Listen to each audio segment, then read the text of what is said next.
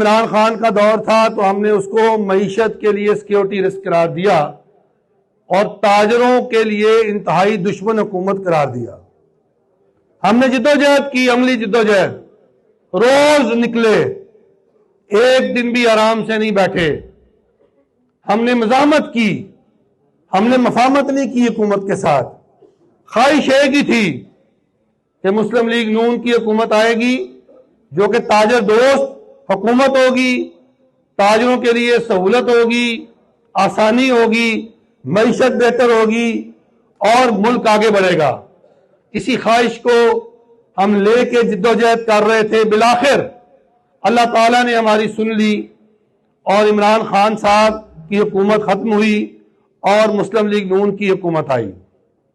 लेकिन आज मैं ये कहना चाहता हूं कि मुस्लिम लीग नून की हुकूमत ने ताजरों को बहुत परेशान किया।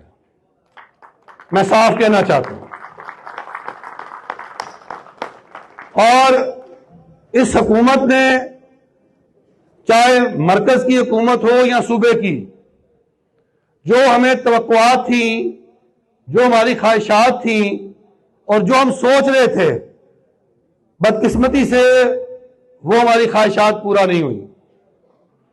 लेकिन मैं नहीं चाहता था कि किसी पब्लिक गैदरिंग में, किसी पब्लिक मीटिंग में मैं इस तरह अपनी लबकशाई करूं।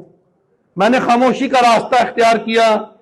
आपने देखा कि कुछ अरसा में बहुत खामोश था, लेकिन मुझे ताजरों की तकालीफ, ताजरों के दुख और ताजरों के मसाइल मुझे मालूम होते थे, मुझे तकलीफ होती थी। अब मेरा भी सब्र का पैमाना लबरेज हुआ और मैंने बात करना शुरू की। बात यह है कि अब सबसे पहले तो मैं हुकूमत से दरख्वास्त गुजार हूं कि खुदारा इस जालिम और करप्ट ब्यूरोक्रेसी से हमारी जान छुड़ाएं। खुदारा इन तमाम महकमों को जो ताजरों को नोच रहे हैं, चाहे वो वफाक के महकमे हैं या सूबे के, इनको नकेल डालें। खुदारा हमारी दरख्वास्त पे गौर करें। हम आपके साथ मिलकर पाकिस्तान की तामीर तरक्की में काम करना चाहते हैं। हम मईशत को आगे बढ़ाना चाहते हैं, हम तिजारत को आगे बढ़ाना चाहते हैं। आप हमारे मसले को समझें। हमने इस पूरे दौर में सब्र का दामन हाथ से नहीं छोड़ा और हमने आपके साथ वफादारी और लॉयल्टी भी नहीं छोड़ी। दोनों काम नहीं छोड़े हमने, आप देखें। लेकिन उसका इनाम हमें क्या मिल रहा है? क्या इनाम मिल रहा है हमें बताएं। ताजरों को जिल्लत मिल रही है, ताजरों को हर जगह खार किया जा रहा है।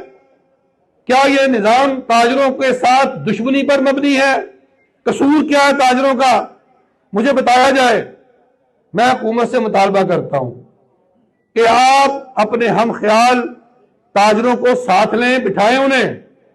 हम आपके खैर खां हैं, हम आपके बाजू हैं, हम आपके कारकुन हैं।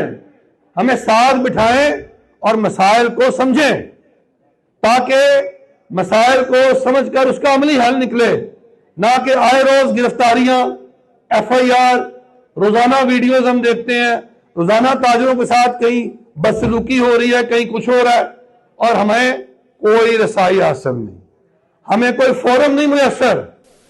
हम अपने किस प्लेटफॉर्म पे जाएं और कहां बात करें? क्या हम मज़ामत शुरू कर दें?